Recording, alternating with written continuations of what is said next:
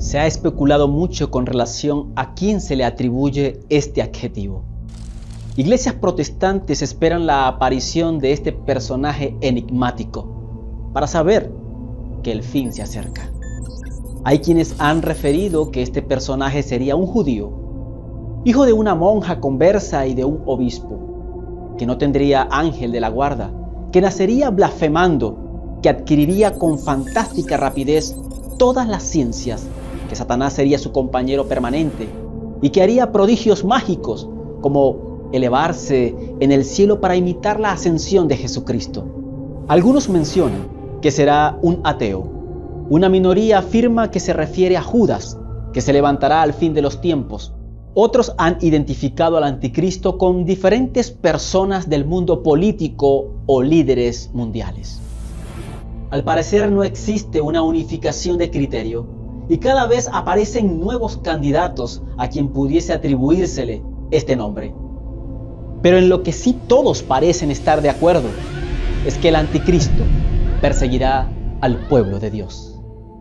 No lo esperes, ya está en acción. Su marca pronto se impondrá. Pero, ¿cuál es esa marca? ¿Cómo identificar al anticristo? Esto es lo que nunca te dijeron.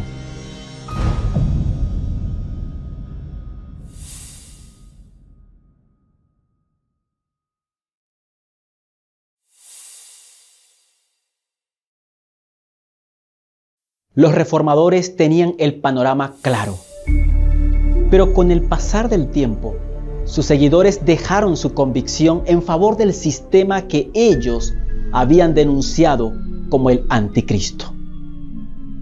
El término anticristo proviene del griego y significa adversario de Cristo, o más exactamente, en lugar de Cristo.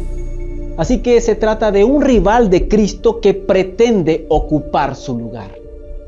Curiosamente, la palabra anticristo no se menciona en el Apocalipsis ni en los Evangelios. Solo es mencionada 5 veces en la Biblia por el apóstol Juan en sus 2 primeras cartas.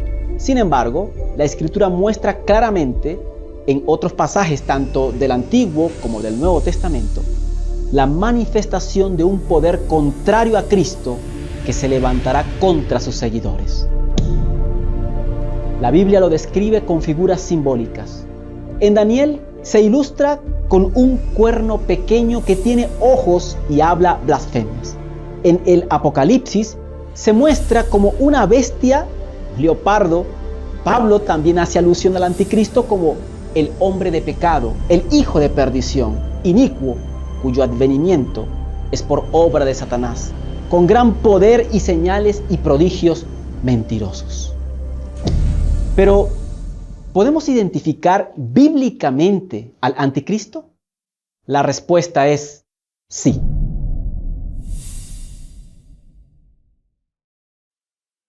En primer lugar, podemos verificar que ya en los días de los apóstoles existían anticristos. Hijitos, ya es el último tiempo. Y según vosotros oísteis que el anticristo viene, así ahora han surgido muchos anticristos. Por esto conocemos que es el último tiempo. Salieron de nosotros, pero no eran de nosotros. Porque si hubiesen sido de nosotros, habrían permanecido con nosotros, pero salieron para que se manifestase que no todos son de nosotros. Fíjate que no son personas que desconocen la verdad, pues los textos indican claramente que se refiere a ex hermanos que salieron de nosotros. En segundo lugar, no es ateo, sino que se denomina cristiano, y es aplicable lo escrito por el apóstol. Profesan conocer a Dios, pero con los hechos lo niegan, siendo abominables y rebeldes, reprobados en cuanto a toda buena obra. En tercer lugar, se atribuye facultades o atributos de Dios: santidad, infalibilidad, invariabilidad. Nadie os engañe en ninguna manera, porque no vendrá sin que antes venga la apostasía y se manifieste el hombre de pecado, el hijo de perdición, el cual se opone y se levanta contra todo lo que se llama Dios o es objeto de culto, tanto que se sienta en el templo de Dios como Dios, haciéndose pasar por Dios. En cuarto lugar, se opone y persigue a los discípulos de Cristo. Y se le permitió hacer guerra contra los santos y vencerlos. También se le dio autoridad sobre toda tribu, pueblo, lengua y nación. El método de Cristo era el amor, no la amenaza, la tortura, el miedo o la persecución, estrategias usadas por este poder. En quinto lugar, ataca a la ley de Dios estableciendo leyes humanas y tradiciones, y pensará en cambiar los tiempos y la ley. Este pueblo de labios me honra, mas su corazón está lejos de mí, pues en vano me honran enseñando como doctrinas mandamientos de hombres. Cristo, en contraposición, estableció, enseñó y respetó los mandamientos de Dios. En sexto lugar, el anticristo predica la salvación por obras humanas y con todo engaño de iniquidad para los que se pierden, por cuanto no recibieron el amor de la verdad para ser salvos. Cristo muestra la salvación por fe y las obras son el fruto del amor de Cristo en nosotros. Ahora bien, ¿quién es el anticristo de la profecía? El libro de Daniel hace casi 2600 años lo reveló. Miraba yo en la visión de la noche, y he aquí la cuarta bestia espantosa y terrible y en gran manera fuerte. Y era muy diferente de todas las bestias que vi antes de ella. Y tenía 10 cuernos. Mientras yo contemplaba los cuernos, he aquí que otro cuerno pequeño salía entre ellos, y delante de él fueron arrancados 3 cuernos de los primeros. Y he aquí que este cuerno tenía ojos como de hombre y una boca que hablaba grandes cosas. Entonces tuve deseo de saber la verdad acerca de la cuarta bestia, que era tan diferente de todas las otras, que tenía dientes de hierro y uñas de bronce, que devoraba y desmenuzaba y las sobras hollaba con sus pies. Asimismo, acerca de los 10 cuernos que tenía en su cabeza, y del otro que le había salido, delante del cual habían caído 3. Y este mismo cuerno tenía ojos y boca que hablaba grandes cosas, y parecía más grande que sus compañeros. Y veía yo que este cuerno hacía guerra contra los santos y los vencía. Dijo así: la cuarta bestia será un cuarto reino en la tierra, el cual será diferente de todos los otros reinos, y a toda la tierra devorará, trillará y despedazará. Y los 10 cuernos significan que de aquel reino se levantarán 10 reyes, y tras ellos se levantará otro, el cual será diferente de los primeros, y a 3 reyes derribará. Y hablará palabras contra el Altísimo, y a los santos del Altísimo quebrantará, y pensará en cambiar los tiempos y la ley. Y serán entregados en su mano hasta tiempo y tiempos y medio tiempo. Las bestias en profecía representan reinos. Por lo tanto, esta profecía hace referencia a una nación poderosa y devastadora. La historia muestra que todas las características convergen en Roma. Su ferocidad estaba representada por las uñas de bronce y dientes de hierro. Los 10 cuernos equivalen a los 10 dedos de los pies de Daniel capítulo 2 y representan las 10 naciones de Europa occidental que quedaron al fin del Imperio Romano. Ahora nuestra atención se enfoca en ese cuerno pequeño. Se especifica que sería un reino diferente. ¿En qué se diferencia de los que le precedieron? En que más allá de preocuparle el ámbito político, su interés está en lo espiritual. ¿Qué poder surgió allí con sede en la misma Roma del imperio? El poder papal. El cuerno era mayor que los demás, pues aparte de su poder religioso, tenía dominio político. Su influencia es grande hasta nuestros días. Los 3 cuernos que cayeron cuando éste surgió representan los 3 reyes arrianos que tuvieron que ser vencidos y destruidos para el establecimiento definitivo del papado. En el año 493 después de Cristo fueron vencidos los érulos. En el año 534 después de Cristo los vándalos. Y en el año 538 después de Cristo los ostrogodos por Justiniano. Hablaría palabras contra el Altísimo. El llamarse infalible, dar indulgencias y llamarse Santo Padre son prerrogativas que corresponden a Dios. Y no llaméis Padre vuestro a nadie en la tierra, porque uno es vuestro Padre, el que está en los cielos. Cambiaría los tiempos, haría un calendario nuevo y pensará en cambiar los tiempos y la ley. Los 10 mandamientos han sido falsificados. En el catecismo se encuentra anulado el segundo y dividido el 10º. El 4º mandamiento, que ordena la observancia del sábado como verdadero día de reposo, fue sustituido por debes santificar las fiestas. Dios no ha autorizado a nadie para cambiar su santa ley. Perseguiría a los santos. Esto nos recuerda la época terrible de persecuciones mencionada por la historia, en las que millones de personas consideradas herejes eran muertas por el oficio de la llamada Santa Inquisición. Este periodo duraría tiempos y medio tiempo.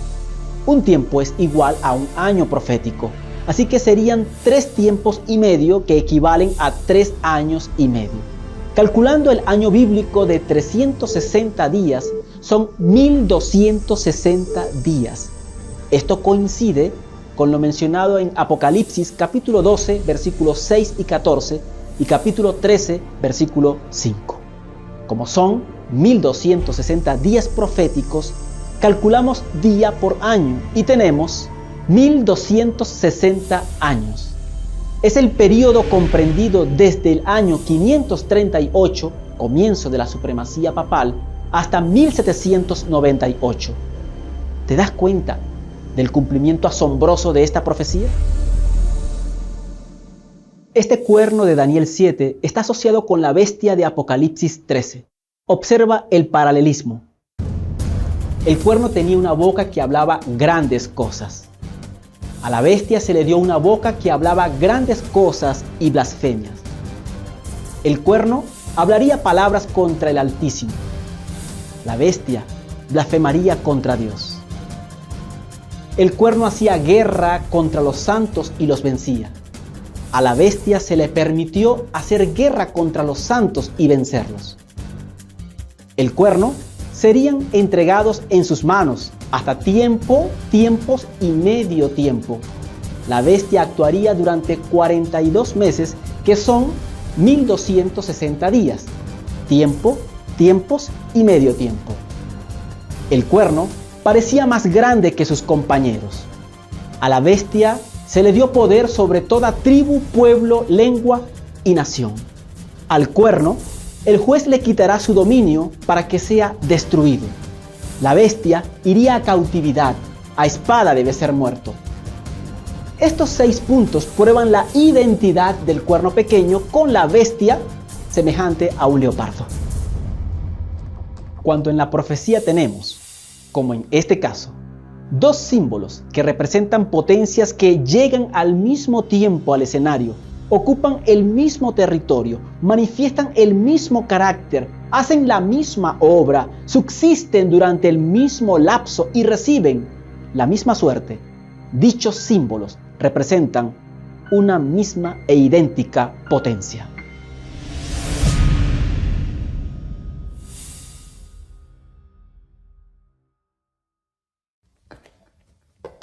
Según Apocalipsis capítulo 13, versículo 3, la bestia recibió una herida mortal, pero esta fue sanada, y toda la tierra se maravilló en pos de ella. Durante el período de los 1260 días proféticos, o sea, 1260 años, Desde el decreto de Justiniano en 538 después de Cristo, una cruel persecución fue desatada contra los cristianos disidentes mediante los tribunales del Santo Oficio de la Inquisición, como lo llamaban. No solamente en Francia, España y toda Europa, sino también en las colonias americanas, en México, Colombia y Perú. Murieron torturadas más de 50 millones de personas. Exactamente al finalizar los 1260 años, en 1798, recibió este poder una herida mortal. En ese tiempo de Revolución Francesa, Napoleón envió al general Berthier a llevar cautivo al Papa Pío VI, quien murió en el destierro. Además, anuló el Código de Justiniano, expropió al papado los 5 estados pontificios que tenía en el centro de Italia y le quitó los poderes políticos. Parecía por momentos que el papado no podía restituirse de esta herida mortal. Sin embargo, gradualmente recobró su influencia. En 1929, Benito Mussolini firmó un concordato con el papado, dándole las 44 hectáreas que constituyen el Estado del Vaticano. Su popularidad aumenta mediante los muchos viajes realizados, inclusive a países protestantes, orientales, comunistas y a las Naciones Unidas. Prácticamente todo el mundo le adora, le rinde homenaje. Con eso, adoran también al dragón del cual es instrumento y del que recibió el poder. Concluimos que el anticristo es un poder religioso que surgió en la misma sede donde estuviera la Roma imperial. Un poder que se atribuye prerrogativas que corresponden a Dios, que practicó la Inquisición durante 1260 años, que cambió la santa ley de Dios, aunque ha hecho lo posible por desviar el dedo acusador de la profecía. No cabe duda que todo apunta al poder papal.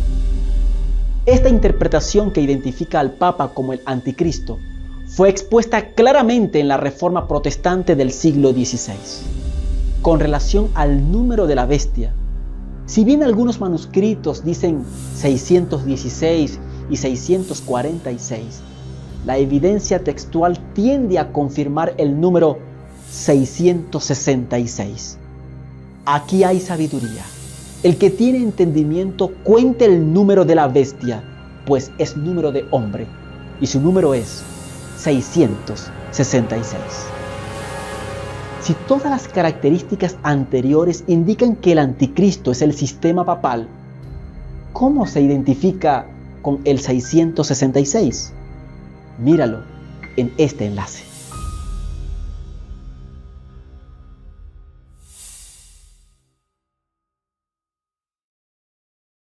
La influencia del futurismo ha fomentado la imaginación de muchos cristianos, permitiendo que ésta florezca y construya múltiples teorías para interpretar o identificar la marca de la bestia.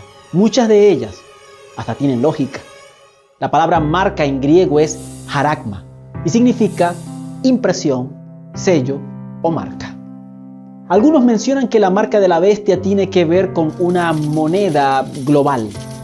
Otros afirman que se refiere a un microchip. Varios se esfuerzan por demostrar que se relaciona con alguna vacuna. Hay quienes piensan que es el 666 tatuado en la frente o en la mano, o algún signo, código de barra o QR relacionado con este número. Lo primero que debemos aclarar es que la marca no es el número de la bestia. Son dos elementos diferentes. La marca identifica a los súbditos o seguidores de la bestia, y el número identifica a la bestia. Lo segundo que debemos tener en cuenta es que tanto el sello de Dios como la marca de la bestia no son literales, sino simbólicos. Es decir, no es algo tangible, sino espiritual. En tercer lugar, estos elementos están relacionados con adoración, y este es el punto clave. Satanás intenta desviar la mente de las personas de lo que realmente es, mientras avanza paulatinamente en su propósito. El terreno se está preparando y muchos han dejado a un lado la verdad e inconscientemente se van adaptando al sistema que la bestia desea. Ya hemos identificado al anticristo, que es la misma bestia de Apocalipsis 13, pero ¿cuál es su marca? Veamos.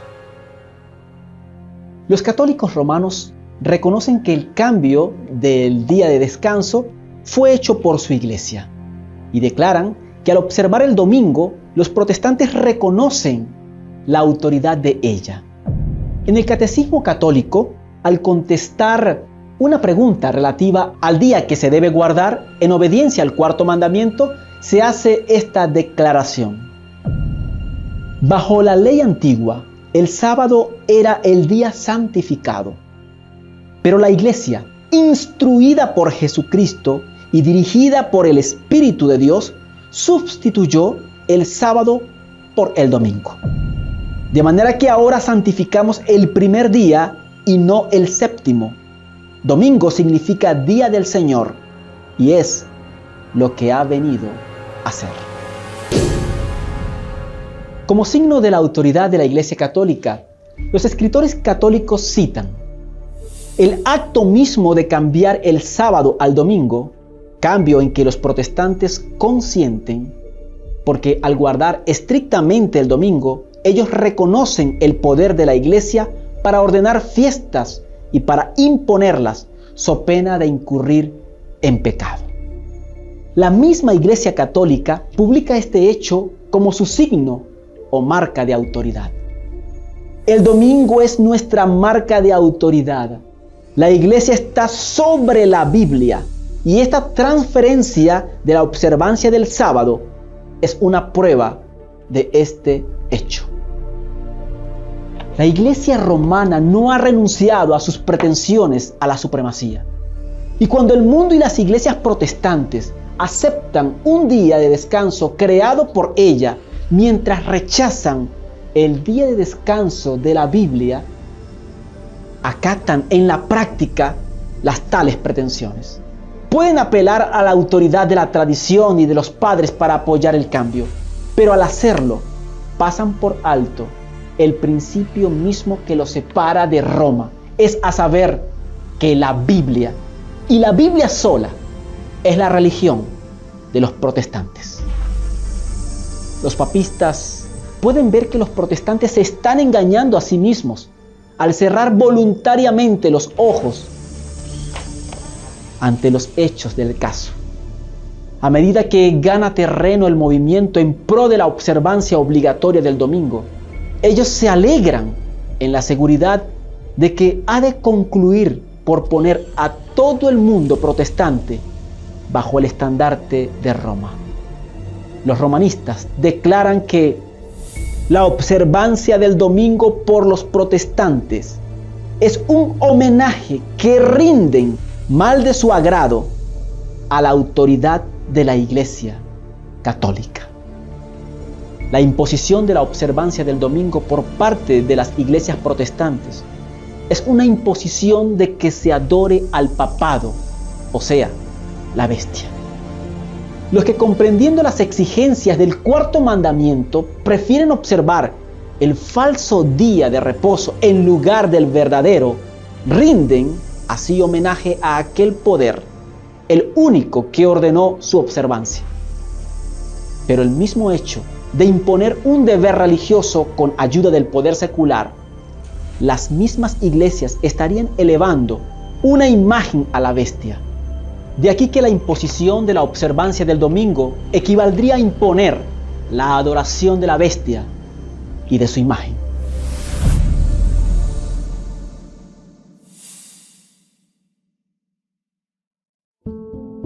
La respuesta es: los que no tengan el carácter de Cristo.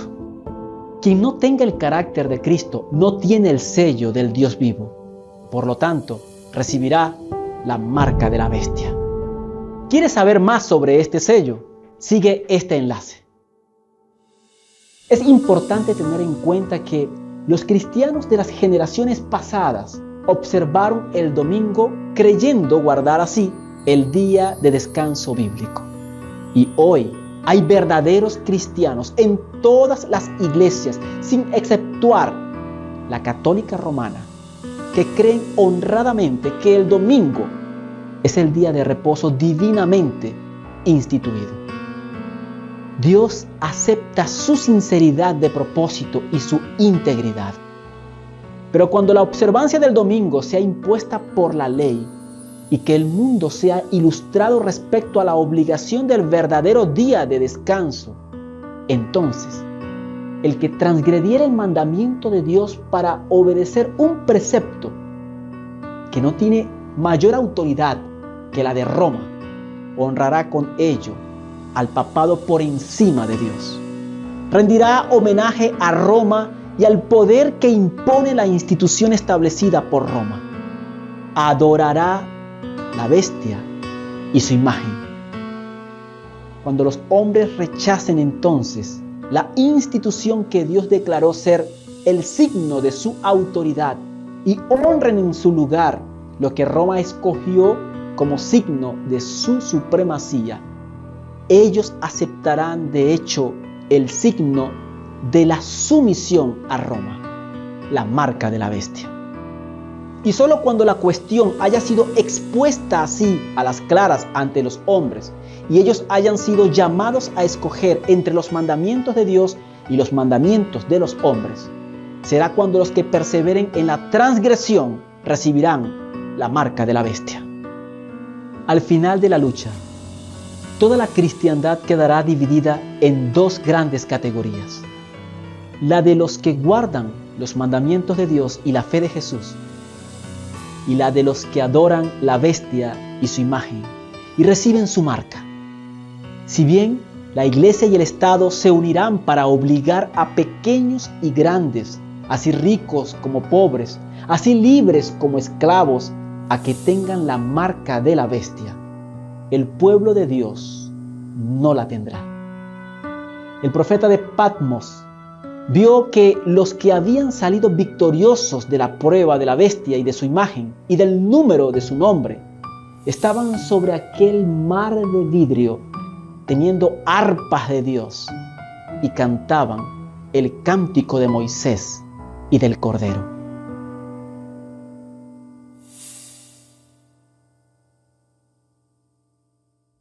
Y el tercer ángel lo siguió diciendo a gran voz: si alguno adora a la bestia y a su imagen, y recibe la marca en su frente o en su mano, él también beberá del vino de la ira de Dios, que ha sido vaciado puro en el cáliz de su ira, y será atormentado con fuego y azufre delante de los santos ángeles y del Cordero. Y el humo de su tormento sube por los siglos de los siglos. Y no tienen reposo de día ni de noche los que adoran a la bestia y a su imagen, ni nadie que reciba la marca de su nombre. Aquí está la paciencia de los santos, los que guardan los mandamientos de Dios y la fe de Jesús. La advertencia más terrible que haya sido dirigida a la humanidad se encuentra contenida en el mensaje del tercer ángel. El hecho de que esta profecía se represente por un ángel santo proclamando este aviso significa que es una amonestación importante y toda persona dotada de inteligencia debería prestarle atención. La marca se recibe en la frente por representar la zona donde se razona y se toman decisiones. Al acatar y respetar una ley humana, transgrediendo la ley divina, viola su conciencia. Por eso se recibe en la frente. La marca también se recibe en la mano derecha, porque con ella se actúa por conveniencia, desobedeciendo y quedando excluido de recibir el sello de Dios. Muchas preguntas quedan aún sin respuesta. ¿Pasará la iglesia por la gran tribulación? ¿Quiénes son los que salen de la gran tribulación? ¿Quién será tomado y quién será dejado? Esto y más en el próximo episodio.